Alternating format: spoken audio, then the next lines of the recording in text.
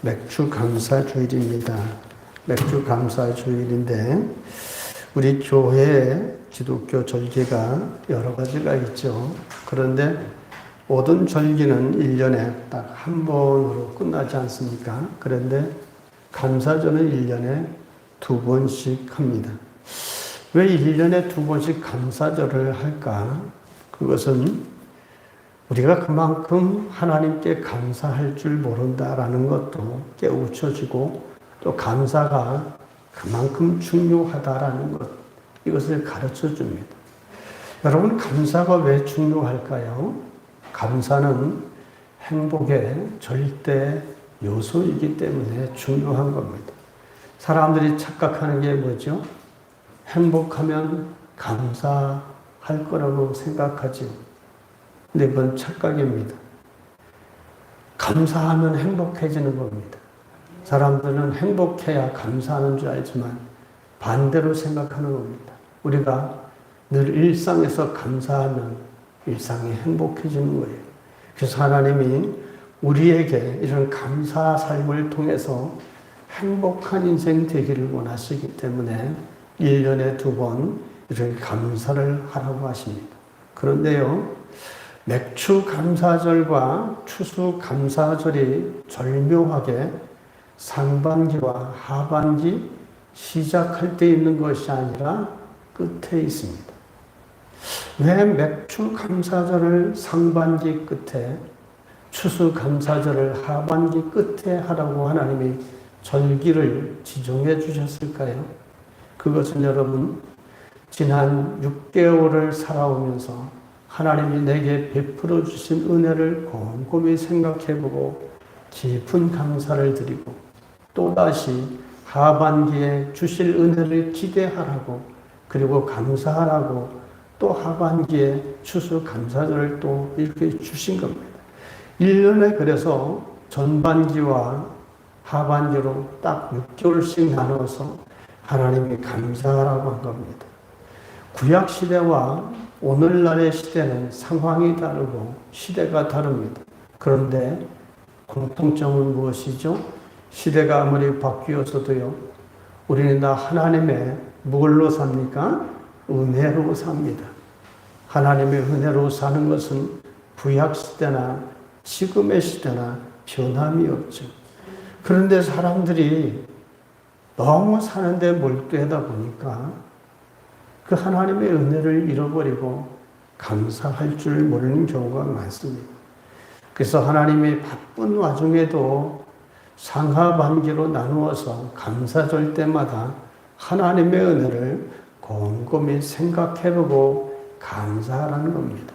이것이 바른 신앙길을 걸어가는 사람의 올바른 자세고, 동시에 여러분 행복해지는 지름길임을 기억해야 됩니다. 부디 오늘 말씀을 통해서 상반기에 베푸신 하나님의 은혜에 감사하면서, 또 하반기에도 베푸실 은혜를 바라보면서 하나님께 기쁨이 되고 우리 모두 행복해지시는 저와 여러분 되시길 주의 이름으로 축원합니다. 오늘 시편 23편 여러분들 다 외우실 겁니다. 얼마나 귀한 말씀인지 모릅니다. 제가 이 시편 23편을 가지고 오래전에 설교를 한 4편인가요? 6편인가 한 적이 있습니다. 묵상할만 할수록 굉장히 귀중한 말씀이, 정말 은혜로운 말씀이 시편 23편입니다. 그 시편 23편이 다 중요한데요, 가장 중요한 것이 1절입니다. 1절에 주제가 거기에 농축되어 있습니다. 우리 1절을 같이 보십시다. 시작. 여호와는 나의 목자시니 내게 부족함이 없으리로다. 아멘. 여호와는 나의 목자시니 내게 부족함이 없으리로다. 여러분, 이 말이 현재 시제인가요? 과거 시제인가요? 미래 시제인가요? 네? 우리 현재 우리나라 말로 이렇게 번역되어 있는 이 말은 이게 불분명해 보입니다. 근데 없으리로다 이렇게 보면 미래 시제죠. 그런데 원어에 보면요, 미래 완료 시제로 되어 있습니다. 미래 완료 시제는 무엇을 포함하고 있는가 하면 과거와 현재와 미래를 다 포함하고 있습니다. 그러면 다윗은 왜 이런 미래 완료 시제로 자신의 이런 신앙을 고백한 이유가 뭘까? 그것은요, 다윗이 지나온 모든 삶을 돌아보면서 그가 얼마나 온갖 체험을 많이 했습니까? 얼마나 기가 막힌 일들을 많이 당했습니까? 우리는 다윗의 그 성공한 모습, 위대한 모습만 생각하지, 여러분 다윗처럼 그런 고난과 고통과 모함과 죽음과 위험과 배고픔을, 불안함을 겪어본 사람은 없습니다. 수많은 고통 가운데, 위험 가운데, 거의 죽게 된 지경에도 하나님의 절묘한 타이밍으로 구해 주시는 은혜, 이런 모든 것들을 돌아보면서 자신의 인생을 곰곰이 돌아보며 생각해 보니까 오늘날 자신이 이런 존재로 설 수 있었던 모든 것이 다 누구의 은혜다? 하나님의 은혜다. 이런 것을 깊이 절감한 겁니다. 여러분도 지금의 인생에서 가만히 지나온 나이들을 돌아보세요. 고통 없는 사람이 어디 있고 눈물 흘리지 않은 사람이 어디 있습니까? 그럼에도 여러분 감사할 수 있는 게 뭐죠? 하나님 때문에, 하나님이 지켜주셨기 때문에 하나님의 은혜로 우리가 존재하는 겁니다. 그래서 감사한 거예요. 그리고 여기서 다윗은 멈춘 것이 아니라 현재도 감사하지만 앞으로 미래에도 하나님이 또 그렇게 지켜줄 것을 확신하기 때문에 감사한 겁니다. 다윗에게 그런 행복의 조건이 무엇이냐? 다윗에게 행복의 조건은 여러분 뭘까요? 오직 한 가지입니다. 오늘 시편에서 고백한 것 있죠? 오직 한 가지. 다윗에게 행복의 조건은 오직 하나님 한 분이라는 사실을 고백합니다. 이 하나님이 한 분만 내게 계시면, 하나님이 한 분만 나와 함께 해 주시면 자기는 지난 모든 숱한 고난과 그런 체험 속에서 경험된 고백이 하나님 한 분만 있으면 내게 행복하고 만족한 인생이라는 사실을 경험적으로 고백한 겁니다. 여러분, 그래서 다윗이 하나님을 뭐라고 불러요? 나의 목자. 여기서 마이, 영어로 마이라고 되어 있습니다. 나의 소유격이에요. 나의 하나님이라고 고백하는 게 이게 정말 중요해요. 여러분은 하나님을 어떻게 부르십니까?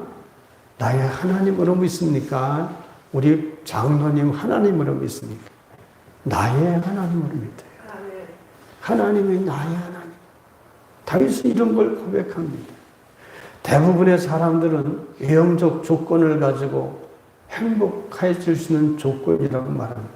그러나 다윗은 행복의 완전한 요소는 오직 하나님 한 분이면 된다는 사실을 이 노년에 이르러서 모든 경험을 통해 하나님 앞에 하나님 한 분이면 만족하다는 사실을 고백하는 겁니다. 이런 다윗의 고백을 우리 현재 가지고 있는 성경 말고 공동 번역문에 보면 거기엔 공동 번역에는 이렇게 설명을 합니다. 야훼는 나의 목자, 아쉬울 것이 없어라. 무슨 얘기예요? 나의 하나님 한 분만 있으면 나는 아쉬울 게 없다라는 겁니다. 여러분, 이것이 다윗의 고백만 해서 멈추는 것이 아니라 여러분의 것이 되어야 됩니다. 내 삶에 하나님 한 분이면 만족합니다. 이 신앙 고백이 되어질 때 정말 하나님 앞에 은혜 받는 사람의 자세요, 그릇이 되는 겁니다. 왜 하나님 한 분만 있으면 될까요? 하나님이 보호해 주시기 때문이죠. 우리와 함께 해 주시고 동행해 주시고 우리의 일생을 어떻게 하시죠? 책임져 주십니다. 여러분, 목자가 존재하는 이유는 양 때문에 존재하잖아요. 다시 말하면 하나님이 내게 존재하는 이유는 나 때문인 거예요. 그러니까 우리를 책임지시는 하나님 한 분만으로 행복의 완전한 요소를 갖춘다는 겁니다. 여러분, 이게 우리의 믿음입니다. 하나님 한 분만 있으면 된다라는 이 믿음이, 예를 들면 어린아이가 있다고 생각합시다. 아무것도 모르는 어린아이. 그저 배고프면 울고 뭘 쌌으면 울고, 우리가 그런 수준이에요. 하나님 보시기에 아무것도 모르는 존재입니다.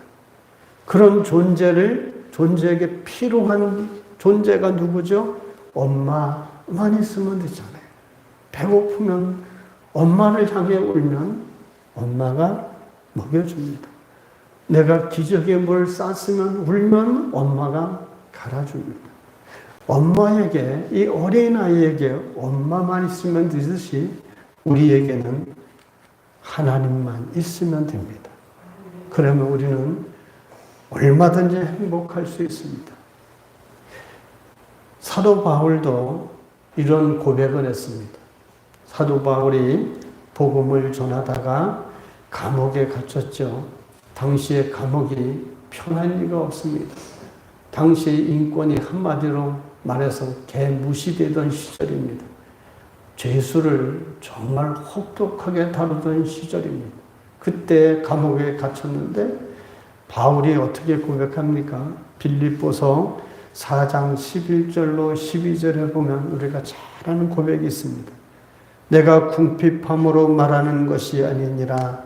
어떤 형편에든지 나는 자족하기를 배웠노니 나는 비천에 처할 줄도 알고 풍부에 처할 줄도 알아.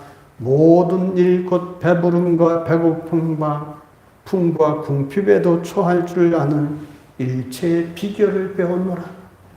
사도 바울이 이렇게 고백을 하면서 그가 모든 형편에서도 자족할 수 있는 비결이 뭐라고 말합니까? 빌립보서 1장 14절에 우리가 잘 아는 말씀이 있죠. I can do all things in him who strengthens me. 내게 능력 주시는 자 안에서 내가 모든 것을 할 수 있느니라. 하나님이 다윗과 함께 하시고 위로해 주시고 감당할 모든 환경을 이길 능력을 주시기 때문에 한마디로 하나님이 나와 함께 하시면 사도 바울도 그렇게 만족하다라는 고백을 빌립보서에서 한 겁니다. 다윗이 한때는 정말 환경이나 조건에 따라서 일이 일비한 적도 있습니다. 사무엘상을 보면 환경 때문에 이리저리 피해 다니고 블레셋 땅에도 가고 적군에게 가서 빌붙어서 미친 척도 하고 자기 방법으로 살려고 했던 적도 있었습니다. 그러나 그 모든 것을 지나고 나서 보니까 그 모든 것이 다 하나님의 은혜고 여호와 하나님이 나의 목자 되어 주시니 아무것도 내게 부족함이 없었다. 이런 감사의 고백을 한 겁니다. 다윗은 살아온 지난 날을 돌아보면서 하나님의 은혜가 얼마나 놀라운지 계속해서 자기 앞으로의 인생도 인도해 주시고 보호해 주시고 고난과 역경 가운데서 궁극적인 승리를 거두게 하실 것을 고백을 합니다. 어디서 그런 고백을 합니까? 2절이죠.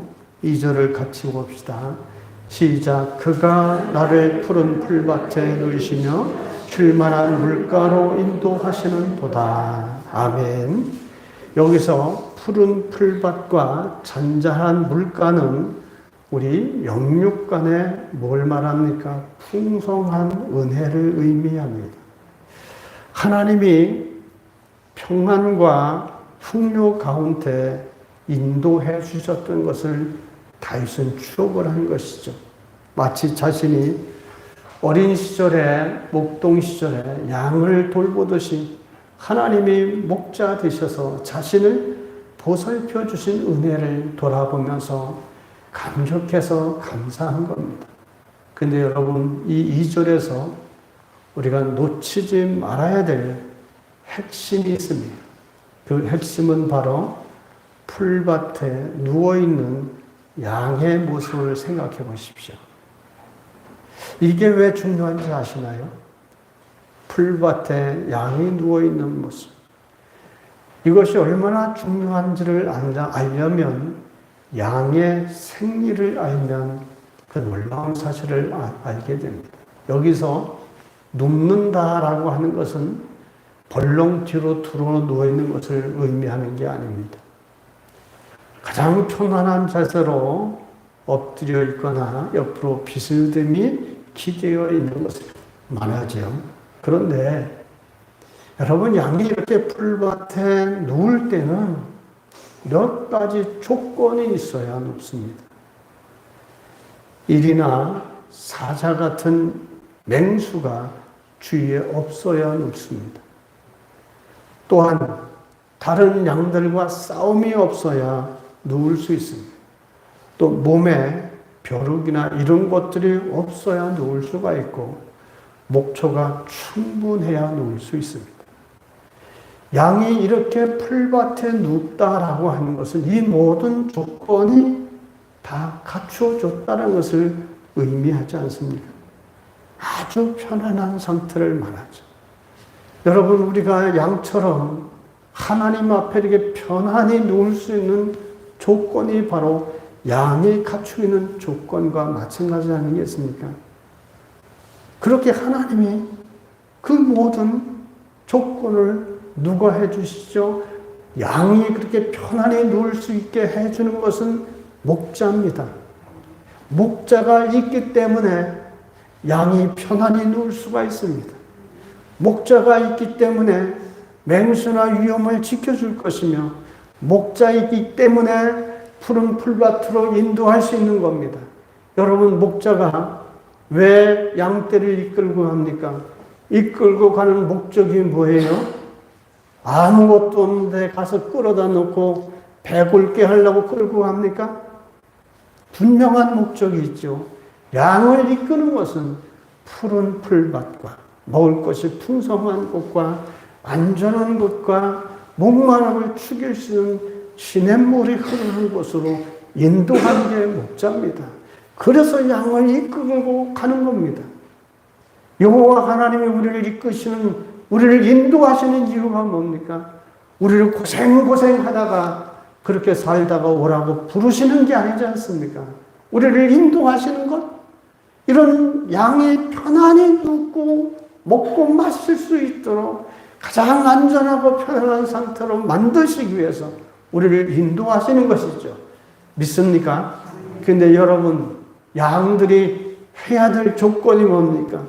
목자의 인도하심을 어떻게 해야 돼요?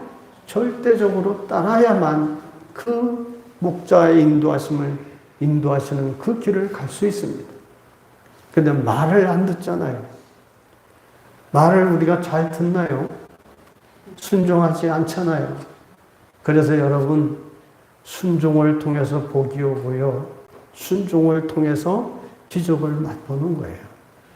믿음으로 구원은 얻지만 주의 복과 주의 이런 기적이나 역사는 순종을 통해 우리에게 임한다는 사실을 꼭 기억해야 됩니다.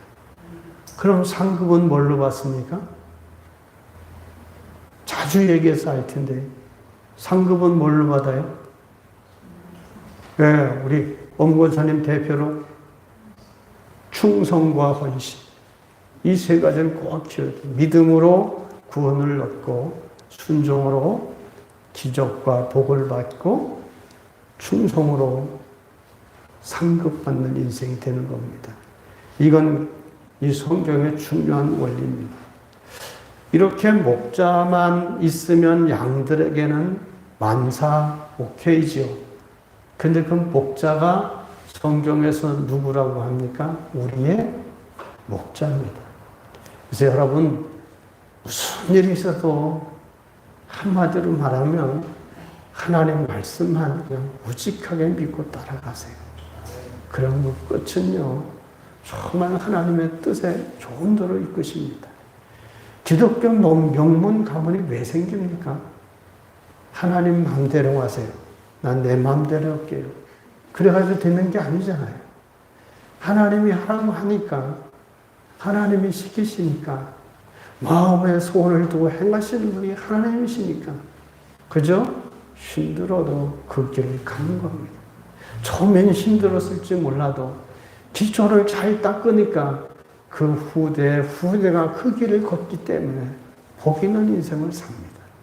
다윗이 그런 삶을 살아서 마지막 숨을 거둘 때 그 유언이 그런 유언 아니에요. 내가 지금까지 이렇게 살아온 것처럼 솔로몬아 너도 이렇게 살아라. 그것이 명문 가문이 되는 길입니다. 3절을 보면 이런 말씀합니다. 같이 봅시다. 시작. 내 영혼을 소생시키시고 자기 이름을 위하여 의의 길로 인도하시는도다. 아멘.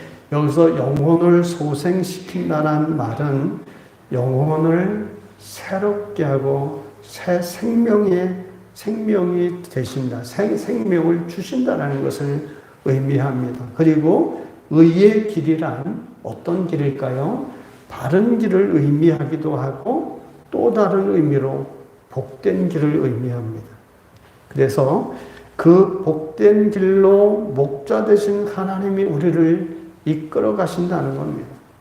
양은 약하기도 하고 또 어리석기도 하고 눈이 나빠서 어디가 어딘지도 분간하지 못합니다.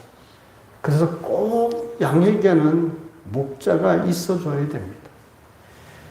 우리가 바로 그 양과 같지 않습니까? 한치 앞을 모르는 인생입니다. 어디가 바른 길이고 어디가 복된 길인지 우리는 모르고 인생을 방황합니다.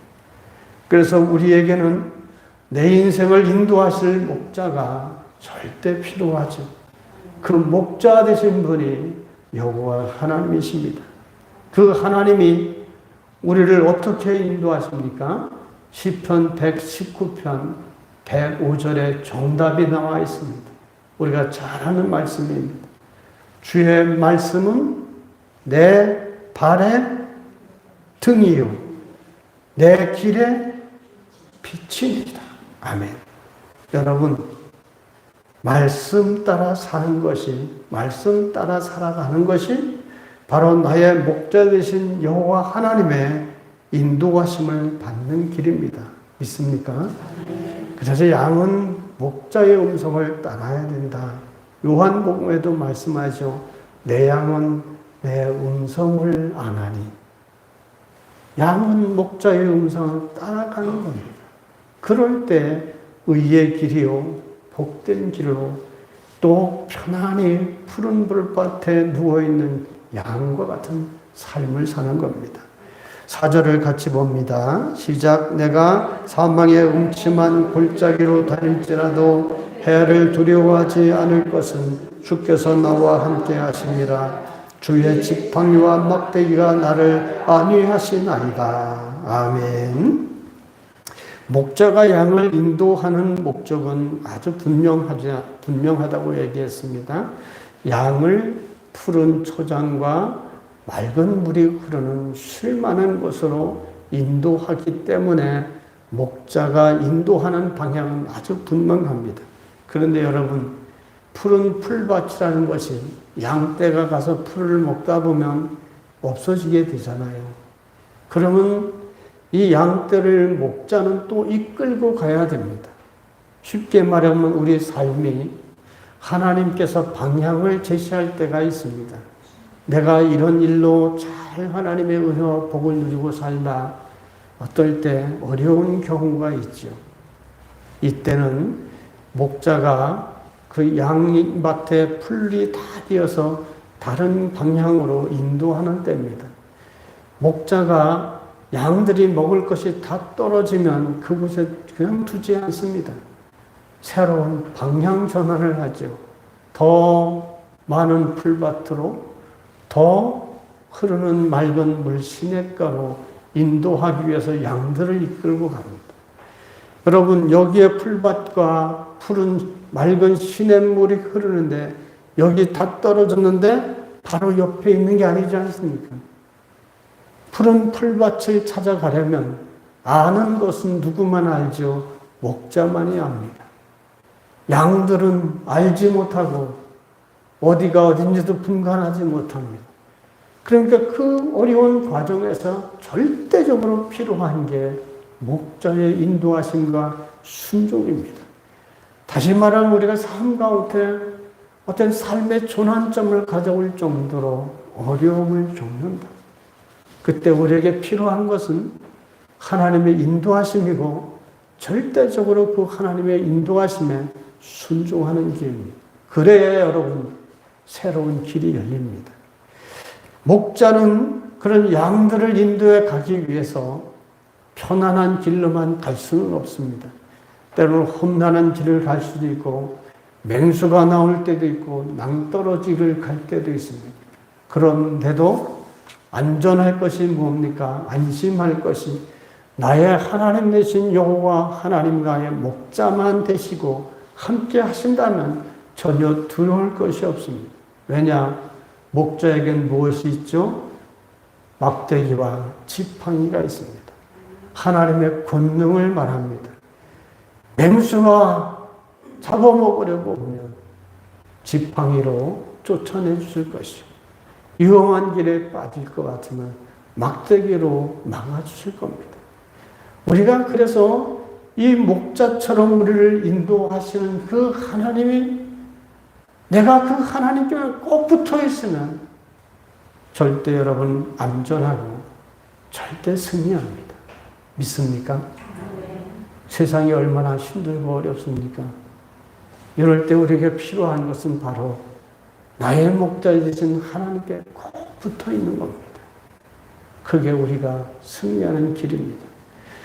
목자 되신 하나님이 우리를 그러면 어떻게 인도하고 보호하시는지 아주 세세하게 말씀한 곳이 있어요.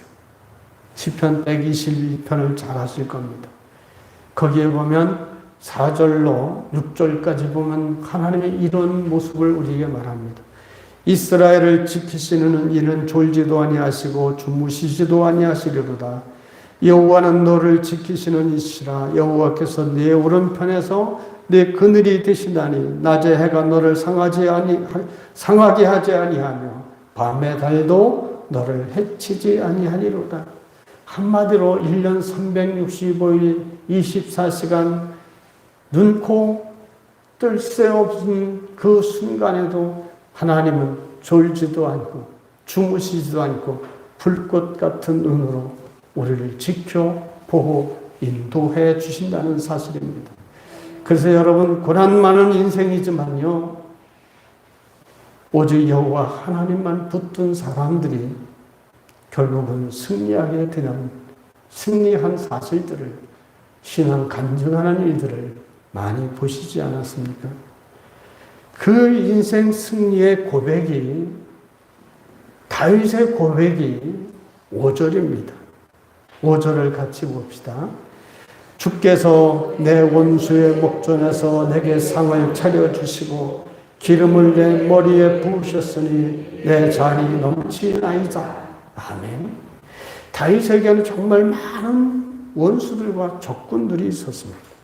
그런데 그런 와중에 내게 승리의 상을 잔치상을 차려주셨다는 겁니다.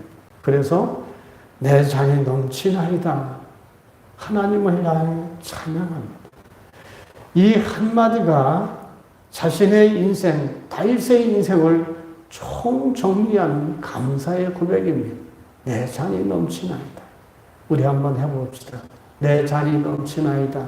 내 잔이 넘치나이다. 내 잔이 넘치나이다. 내 잔은 내가 마시는 잔입니다. 내 잔에 담겨진 것을 남에게 주기 위한 것이 아니라 나를 만족시키기 위한 내게 주시는 하나님의 복입니다. 여기서 내 전이란 내 일생 전체를 말할 수 있습니다. 여러분이 세상을 사시다가 하나님 부르실 때가 되었을 때 이런 고백이 되시길 주님 이름으로 축원합니다. 마지막 숨을 멈추기 전에 하나님 내 인생에 베풀어 주신 것, 정말 많은 우여곡절과 고난 가운데서도 나를 지켜주셔서 내 인생을 돌아볼 때 내 잔이 넘치나이다. 감사하는 인생으로 마무리되시길 주님 이름으로 축원합니다. 사랑하는 성도 여러분, 목자 되신 하나님은 우리 눈에 보이지 않지만 지금도 우리와 함께 해주십니다. 그래서 지금까지 우리가 살아오면서 때로는 어렵고 힘든 일 때문에 경제적 힘든 거, 육체적 질병, 자식 때문에 우리가 밤잠을 하얗게 새웠던 적도 있었고, 심지어는 정말 이런 말을 해서는 안 되지만 죽고 싶었던 때도 있지 않았습니까? 그렇지만 여러분, 목자 되신 하나님이 우리와 함께 계셔 주셨기 때문에 결국은 우리가 그 모든 어려움에서 승리하고 지금 이 자리에 있게 된 겁니다. 그것이 하나님의 은혜죠. 그래서 로마서 8장 28절에 우리에게 주신, 우리 하나님 믿는 사람들에게 주신 귀한 말씀이 있습니다. 이것이 바로 값없이 주시는 하나님의 은혜죠. 로마서 8장 28절 잘 아시죠? 우리가 알거니와 하나님을 사랑하는 자, 곧 그의 뜻대로 부르심을 받은 이분 자들에게는 모든 것이 합력하여 선을 이루느니라. 믿습니까? 우리가 하나님을 사랑하는 사람들이고 하나님의 뜻대로 부름받은 사람들, 그런 사람들이에요. 특별히 선택된 사람들입니다. 우리에게는 이런저런 모든 일이 합력해서 아버지 뜻을 이루는 그런 정말 복된 인생인 겁니다. 그렇기 때문에 우리 남은 인생도 목자 되신 하나님께서 더 넘치는 은혜로 우리를 채워주실 줄로 믿습니다. 자, 다윗은 이렇게 참 좋으신 목자 하나님을 믿기 때문에 남은 인생도 걱정하지 않고, 그래서 미래를 바라보면서 당연히 승리할 것을 확신합니다. 그리고 그의 인생 끝에는 천국에 들어가서 영원한 복락을 누릴 것을 소망을 합니다. 그 말씀이 어디 있을까요? 23편 6절 상반절을 봅시다. 내 평생의 선하심과 인자하심이 반드시 나를 따르리니 이것이 미래 완료 시제입니다.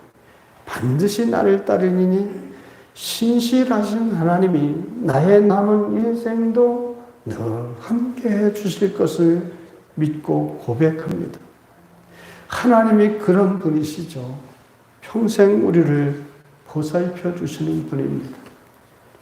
우리가 태어나면서부터 우리가 죽을 때까지 하나님은 지켜주십니다. 이사야서 46장 3절로 4절에서 확정적으로 이렇게 말씀합니다. 야곱의 집이여 이스라엘 집에 남은 모든 자여 내게 들을지어다. 배에서 태어남으로부터 내게 안겼고 태어서 남으로부터 내게 업힌 너희여, 너희가 노년에 이르기까지 내가 그리하겠고 백발이 되기까지 내가 너희를 품을 것이라. 내가 지었은즉 내가 업을 것이요 내가 품고 구하여 내리라. 아멘. 이 말씀 꼭 기억하세요. 이사야서 46장 3절로 4절입니다. 거기에 야곱의 집이여, 거기다 여러분 이름을 넣어서 외워보세요.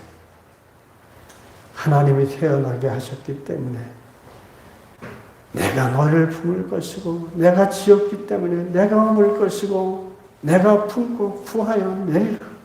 하나님이 우리에게 하신 말씀입니다. 이렇게 신실하신 하나님이 우리의 목자 되십니다. 걱정 근심 많은 세상에 살지라도 오직 하나님을 목자 삼으면 우리 평생에 선하신 하나님의 은혜가 반드시 넘치게 되어 있습니다. 여러분, 그리고 다윗의 마지막 신앙 고백을 보십시오. 그는 남은 생에 승리할 뿐만 아니라 결국에는 하나님 나라에 들어가서 영생 복락 누릴 것을 소망하고 있지 않습니까? 6절 하반절을 다 같이 봅니다. 내가 여호와의 집에 영원히 살리로다. 여러분, 여호와의 집이 어디예요? 영원히 사는 곳이 어디예요? 천국이지 않습니까? 하나님 나라 아니겠습니까? 영원히 하나님 위에 살 것을, 거기서 영생 복락 누릴 것을 다윗은 소망하고 있습니다. 오늘날 우리는 예수님을 믿기 때문에요. 우리가 당장 죽어도 어떻죠? 죽어도 천국이죠. 예수님을 믿기 때문에 우리는 당장 죽어도 천국인 사람들입니다. 그 하나님 나라에 가는 길은 우리가 예수 그리스도 때문이죠. 우리가 잘나서도 아니고 열심히 뭘 해서도 아니고 단지 하나, 예수를 믿는 것 때문이죠. 우린 죄인이지요. 그럼에도 내 모든 죄를 십자가에 못 박으시고 날 위해 돌아가신 그 예수님을 믿는 것 때문에 우린 당장 죽어도 영원한, 다윗이 그토록 소망했던 영원한 하나님 나라에서 영생 복락을 누리는 인생들입니다. 성도 여러분, 아무쪼록 오늘 맥주 감사절을 맞이해서 지난 6개월 동안 우리 교회와 여러분의 가정과 또 모든 일들 속에 은혜 베푸신 그 하나님을 곰곰이 묵상하면서 감사하시고 남은 6개월도 기대하면서 다윗처럼 오직 하나님 한 분만을 꼭 붙들고 살아가십시오. 그러면 그 하나님이 우리를 푸른 초장과 쉴만한 물가로 우리 인생을 이끌어 가실 겁니다. 그런 복된 삶을 다 누리시길 주의 이름으로 축원합니다. 아멘. 거룩하신 아버지 감사합니다. 죄 많은